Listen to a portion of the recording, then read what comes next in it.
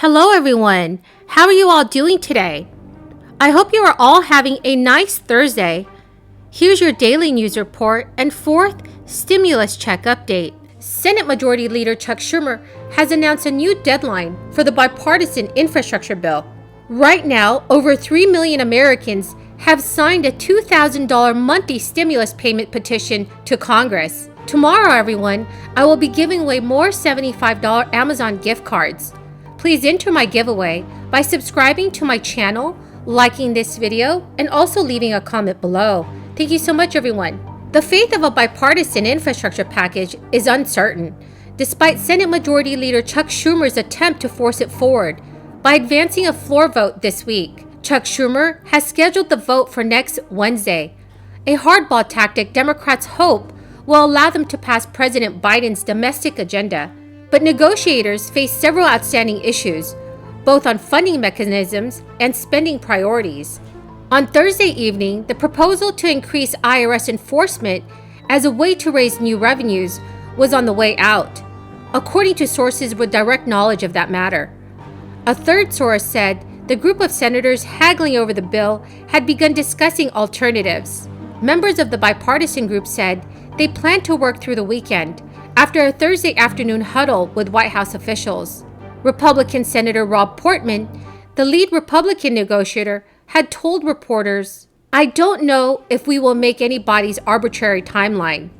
I appreciate the fact that the majority leader wants us to have a vote on this and to have a vote as soon as possible.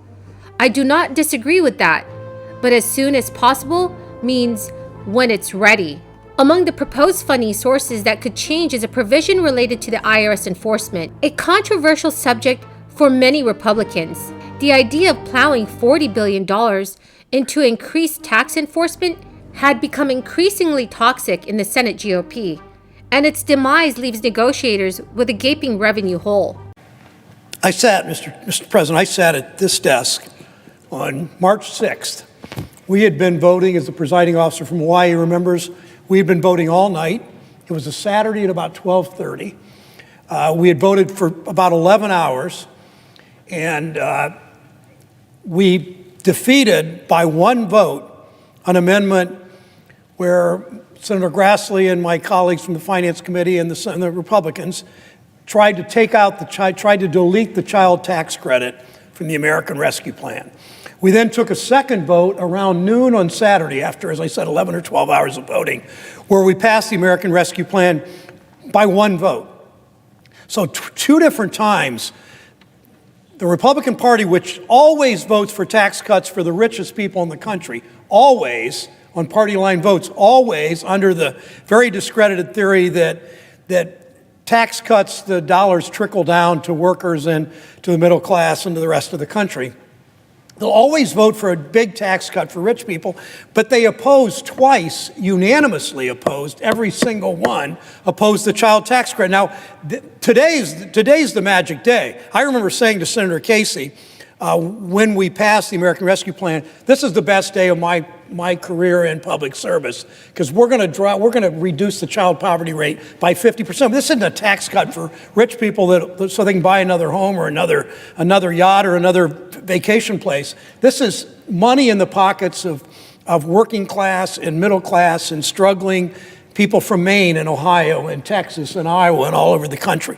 So today people should start checking their bank accounts, looking at their phone, checking their bank accounts, look at their mailbox starting today, Friday, Saturday, Monday. The great majority of American families will see this tax cut. We'll see this $250 or $300 a month. They're going to start receiving it. It'll be $250 if the child is 6 or over. There'll be $250 6 to 17. If they're 5 or under, it will be $300 per month per child. July 15th, August 15th, September 15th, October, November, December. Then the second half of the tax cut, they will get lump sum starting next year when they file their taxes. 92% of kids in my state, 92% of children under 18 are eligible for this. And you know, these are all numbers and these are all statistics. One Senate Democrat suggested that money from increased IRS enforcement could instead be used to pay for Democrats' $3.5 trillion package. In addition, negotiators need to resolve details related to water infrastructure, as well as how to allocate the broadband provisions in the package. Senate Democrat Joe Manchin suggested Thursday he had no problem with Chuck Schumer holding a vote next week. Joe Manchin stated, "It gives you a goal to set, and you can give it everything you got. Is it going to be drop dead? I don't think. I have not heard that." Although Democrats expressed optimism about the timetable, Republicans were less sure. At the moment, it's not clear whether 10 Republicans will vote to advance the bipartisan bill. And when asked whether he was confident the bipartisan group would meet Chuck Schumer's deadline, Senator Mike Rounds, a member of the group, said no.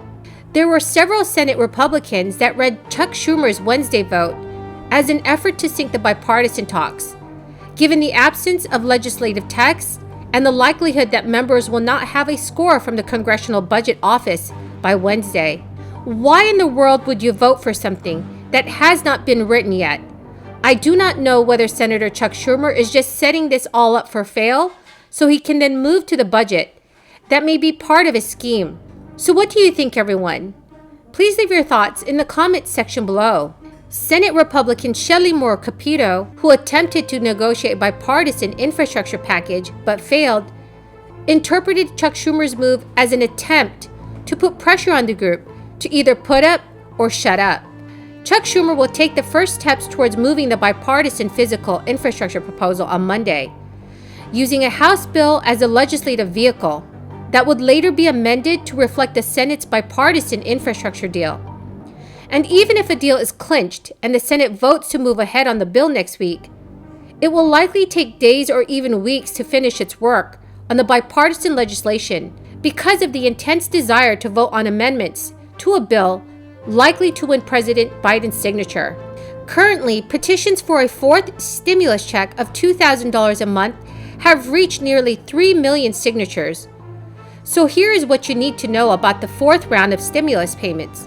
In the ongoing campaign to get $2,000 a month stimulus checks, multiplechange.org petitions have collectively amassed nearly 3 million signatures. As reported by Newsweek, the petitions vary in scope, but they have a recurring theme: get a fourth stimulus check to the American people. One of the largest petitions is organized by Stephanie Bonin, a Denver restaurant owner. Bonin wants $2,000 a month stimulus checks for all adults and $1,000 a month stimulus checks for every child immediately. Then she wants these recurring checks to be sent out each month until the end of this crisis. There are at least 5 other similar petitions that want the U.S. Senate and House to act on the new stimulus package. Everyone, please leave a comment below if you agree with Congress passing a fourth stimulus check. So that is the end of the video for now. Thank you so much, everyone, for being here today and watching my video. I hope you found this video helpful. Remember that tomorrow I will be announcing the winners of this week's $75 Amazon gift card.